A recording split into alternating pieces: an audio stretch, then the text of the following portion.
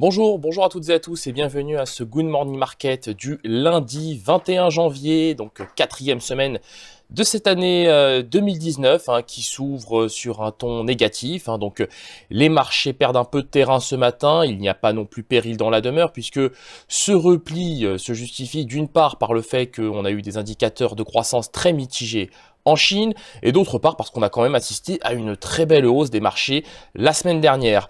Bien que cette séance aux États-Unis notamment sera peu animée en raison du Martin Luther King Day, eh bien on se concentrera essentiellement du côté européen sur le plan B que Theresa May présentera aujourd'hui devant le Parlement britannique. Alors notons que les marchés actions américains seront fermés, mais que les contrats à terme, eux de leur côté, continueront d'évoluer.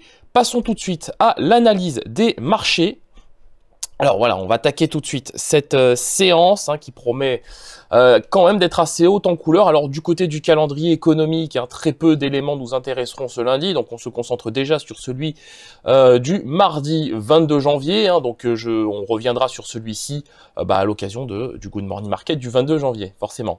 Donc le DAX 30, qui a ouvert ce matin en gap baissier, forcément, des indicateurs de croissance en Chine plus que mitigés, qui soulignent une fois de plus la nécessité de mesures de soutien à l'économie chinoise.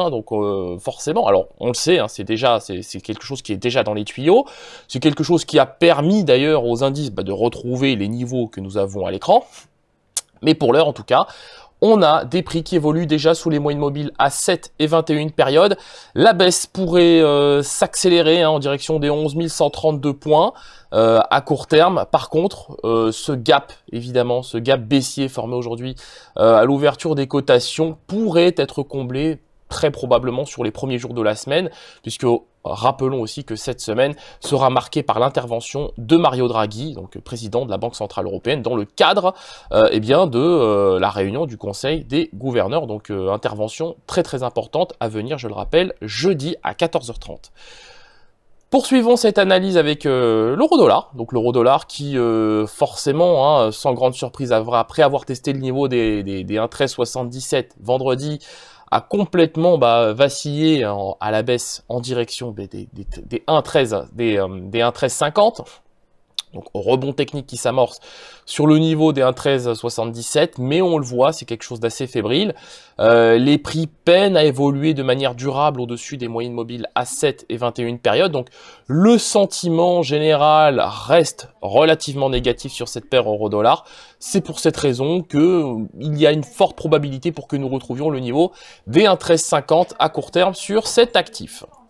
Enchaînons avec le WTI qui lui forcément retrouve des couleurs, et ce malgré la forte hausse de la production aux États-Unis. Donc je le rappelle, quasiment 12 millions de barils produits par jour pour la semaine terminée au 11 janvier.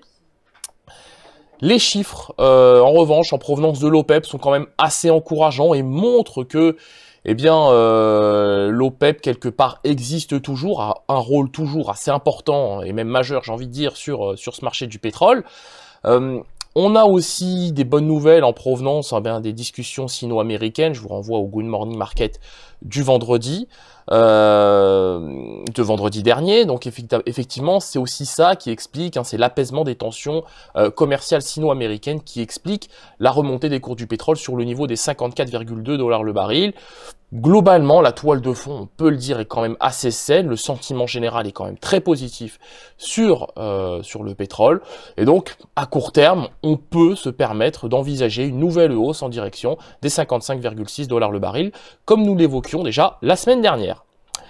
Enchaînons avec le métal jaune qui forcément perd un peu de terrain, alors pas de manière très importante, donc on a cassé le support des 1284, on évolue autour des 1280 $ l'once, il y a une forte probabilité pour qu'à court terme les prix testent la moyenne mobile à 21 périodes sur le niveau des 1278,5 $ le baril. En cas de cassure, il se pourrait que nous retrouvions sur l'or le niveau des 1266 $ l'once. Terminons cette analyse avec le Bitcoin, hein, et le Bitcoin qui peine à retrouver des couleurs, hein. Donc une fois de plus, celui-ci n'est pas parvenu le 20 janvier dernier à s'affranchir du niveau des 3660 $ pour un Bitcoin, bien au contraire. Et pourtant, il y a quand même quelques bonnes nouvelles, hein, du côté du Bitcoin. On le sait aux États-Unis, il y a de plus en plus de commerçants qui acceptent les paiements en Bitcoin. On le sait, la bourse de Thaïlande aussi a fait le choix de miser sur le Bitcoin. Donc malgré quelques éléments positifs, eh bien, on le voit, le Bitcoin peine à retrouver des couleurs. Et à court terme, il y a une belle probabilité, forte probabilité, j'ai envie de dire, pour que les prix cassent le niveau des 3484 $ pour un Bitcoin et forcément retrouve à court terme le niveau des 3250 à même 3000 $ pour un Bitcoin. Merci d'avoir suivi ce Good Morning Market, nous quittons sur cette note. Nous vous souhaitons une excellente séance de trading, une très bonne journée. N'hésitez pas à partager et à liker cette vidéo. Au revoir.